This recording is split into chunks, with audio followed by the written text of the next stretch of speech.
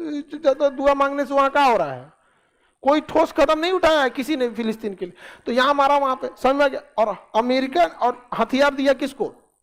पाकिस्तान को। इस साइड में किसने हथियार दिया? पाकिस्तान। आज भी देखिएगा, आज भी यही कंडीशन है, वो रसिया को बैलेंस करता है। हम गए खरीदने रूस से S-400, अमेरिका ने मना किया मत खरीदो, तो भारत ने कहा खरीदेंगे। अमेरिका का ईगो हर्ट हुआ, कहा कोई बात नहीं। पाकिस्तान को दे दिया F-16, पाकिस्तान को क्या दिया? उनका ये चेक एंड बैलेंस है। अब भारत कभी भी खुल के भारत अमेरिका के खिलाफ जाता ही नहीं है, क्योंकि जहां खुल के अमेरिका के खिलाफ जाएगा, रूस के जहाज पुराने पड़ चुके हैं और अमेरिका के जहाज मॉडर्न है। रूस के जहाज बड़ी लड़ाइयां में अभी नहीं उलझे हैं और अमेरिका हर साल कहीं ना कहीं लड़ाई लड़ता है, तो उसके हथियार एडवांस है, बहुत सारी चीजें हैं यहाँ पर। तो भारत जहां और ऐंठेगा तो उसको F-18 दे देगा, समझा क्या? हमेशा काट देता है। इसलिए देखिएगा भारत कभी भी अमेरिका से जहाजें नहीं खरीदता है, लड़ाकू जहाजें, क्योंकि हमको देगा ना तो उसे एडवांस किसको दे देगा? पाकिस्तान को। फिर हम लोग कहेंगे ना तो कहेगा अच्छा आपको इससे एडवांस दे देते हैं, ये ले लीजिए। इसलिए हम लोग उसको लेते ही नहीं है। अभी F-18 हमें दे रहा था, सोचिए F-16 किसको दिया और F-18 टेस्ट के लिए किसको दे दिया? नेवी को। लो टेस्ट करो, टेस्ट करो, टेस्ट करो, टेस्ट करो, देख रहे हैं? हम लोग को F-18 ले लेंगे तो इसको F-22 दे देगा। तो भारत ने इसको क्या कर दिया? रिजेक्ट कर दिया।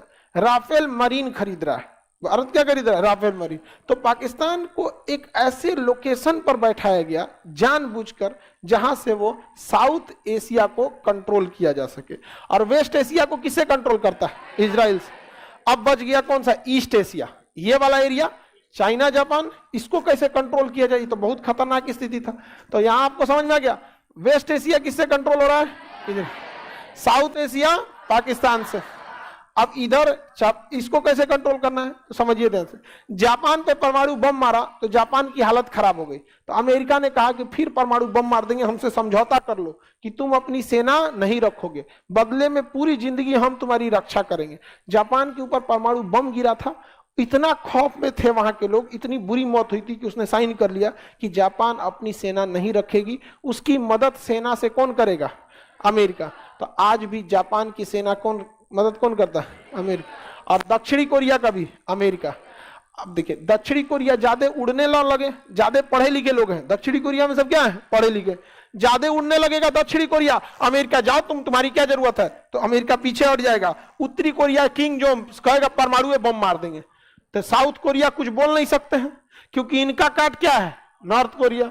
और जापान से तो एग्रीमेंट ही हो रखा है। तो पूरी तरह से एशिया को कंट्रोल कौन करके रख रहा है? इधर से इजराइल, इधर से जापान, इधर से पाकिस्तान, और वेस्ट से यहां से कंट्रोल करने के लिए उन्होंने यूक्रेन को चुना था। किसे चुना था? यूक्रेन। पुतिन कहा कि इतिहास, बाप रे बाप, सजुरा तो नहीं, हमरा से पंगा, यूक्रेन हमको कौन चीज समझा? यहाँ पे एशिया वाला मारो ससुरा।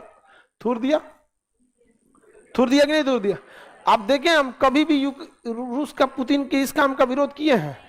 हमको पता है कि वो अगले 100 साल के लिए सोच रहा है। आदमी चारों ओर से घेर लिया है, पूरा चारों ओर से। जब देश आजाद करके गया था तो हिंद महासागर में एक द्वीप था डिगो गार्सिया, वो अंग्रेज इसको आजादे नहीं किए। यहाँ केवल और केवल फौज रहती है, ब्रिटेन की और अमेरिका की। पूरी चारों ओर से क्या करके रखे हैं? घेरे हैं सर।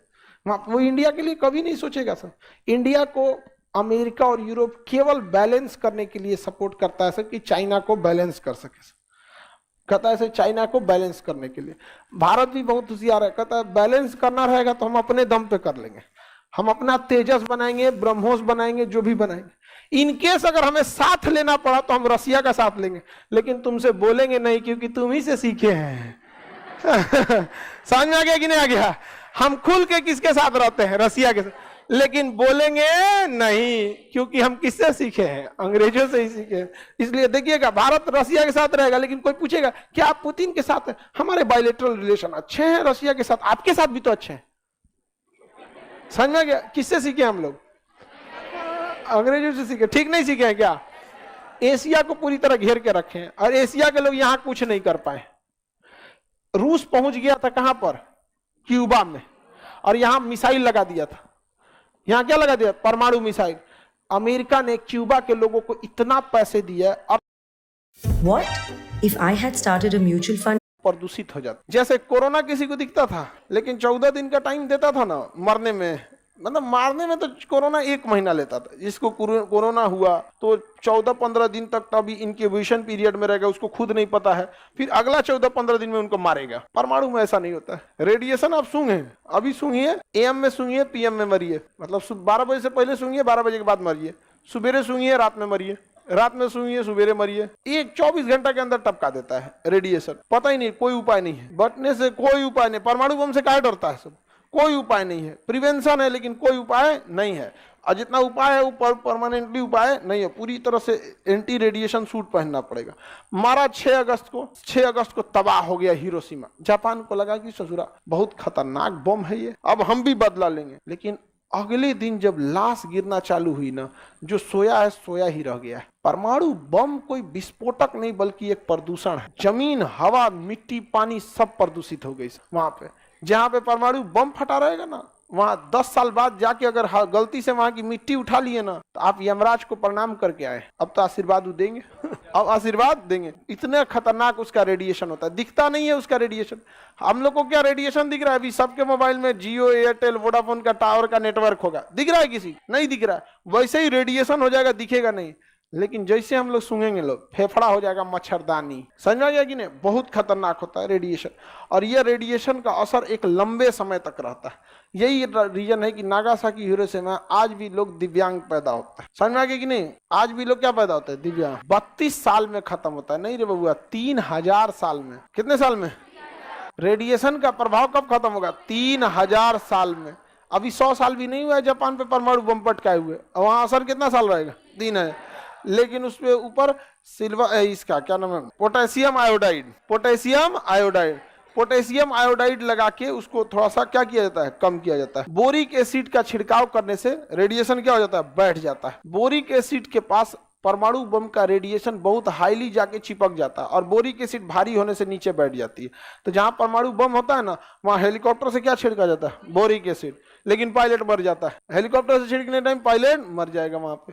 तो बोरिक एसिड का छिड़काव किया जाता है। फिर उस हेलीकॉप्टर का जो भी दूसरा कोई हेलीकॉप्टर के पास जाएंगे वो भी निपट जाएंगे। तो इसलिए जो भी पायलट जाता है ना, पूरा एंटी रेडिएशन सूट पहन के जाता है। लेकिन बहुत हाईली रिस्क होता है। अमेरिका ने मार दिया। आगे बढ़े ध्यान से। तो ये अमेरिका ने कहा मार दिया?